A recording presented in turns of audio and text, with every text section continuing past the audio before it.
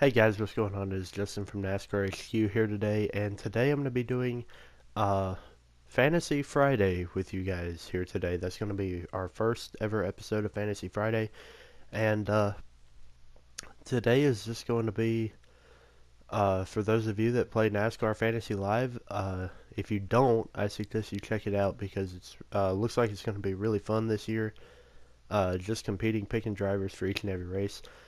So this is going to be my picks for the Daytona 500 coming up Sunday.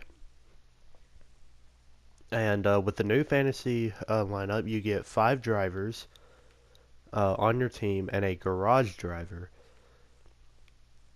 that you can choose to swap in and out if one of your 5 starting lineup drivers were to get in a wreck. But you must have that garage driver swapped before the end or before the beginning of stage 3, so that final stage. So definitely something to look for there, be aware of. Also, there's no salary caps anymore. You can use a driver if you want to use Martin Truex Jr., Kyle Busch, Jimmy Johnson, Denny Hamlin, and Chase Elliott for your 5. You can do that now, but you only get 10 uses for every driver. So definitely going to be something you want to scatter certain drivers that aren't great at some tracks, some that just could do better. And then obviously you get points where if you can pick correctly the stage 1 winner, stage 2 winner, race winner, and also the pole winner, which that has already gone since qualifying was last Sunday, and also the manufacturer winner. So, um, without further ado, now that we've gotten kind of the basics out of the way, I'm going to give you guys my 5 picks for the Daytona 500, and I have watched the Clash. I have watched both duels, and I've been watching qualifying and practice. So definitely, I think, and again, take my picks with a grain of salt because not quite sure if these will be the right picks or not, but hope so.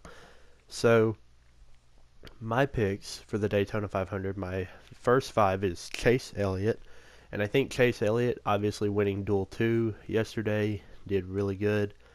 He's always shown great speed at Daytona, and he's proven that he knows how to get to the front and hold the front.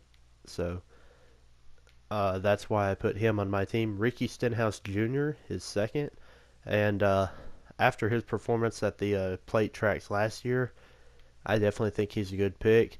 Also, he's proven, especially in the duels yesterday, he's proven that he's not afraid to make some daring moves to get to the front, and I think that's going to be that it could be dangerous, but it could also work very well for Ricky Stenhouse Jr. So my next is Joey Logano, and Joey Logano set a record yesterday in Duel 1 for leading 56 of the 60 laps, which to me proves that he's definitely going to be up there battling for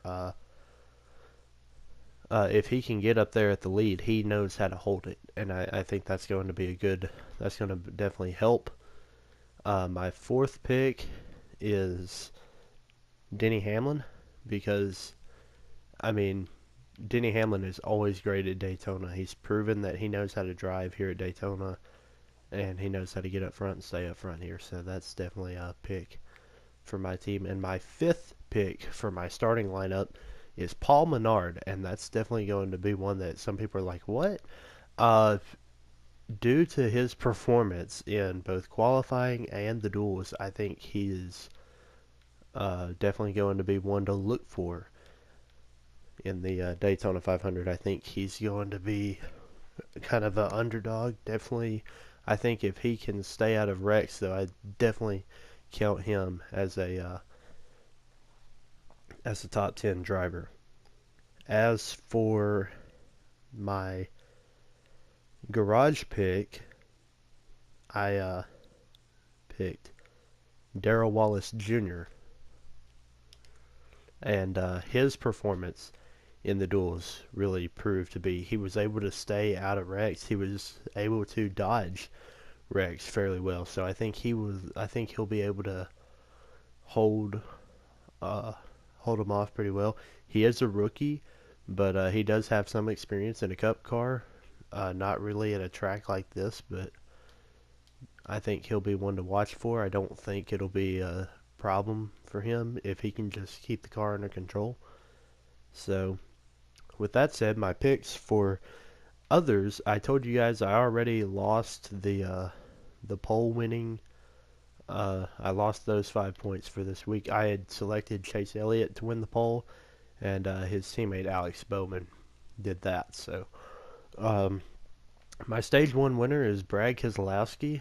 I think Brad Keselowski is going to be up there battling all the Fords in general are just good picks. My stage two winner being Ryan Blaney, another pick, and my race winner being Chase Elliott. And if I get that right, that's 30 points right there. So definitely something to I hope wins. My manufacturing winner, I have Ford because if Chase Elliott doesn't win, I have a strong feeling those Fords are going to be ones to watch for this week. So that's definitely going to be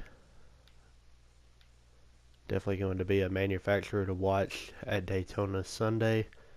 And with that said, those are my picks for the Daytona 500. I guess we'll have to see how my picks actually play out in the actual 500. So thank you guys so much for tuning in. Be sure to like, comment, subscribe. Tell me your picks for the Daytona 500, and tell me if you got those 5 points for selecting Alex Bowman as the poll winner. I'm curious to see how many people got that. So yeah, thank you guys so much for tuning in, and race on.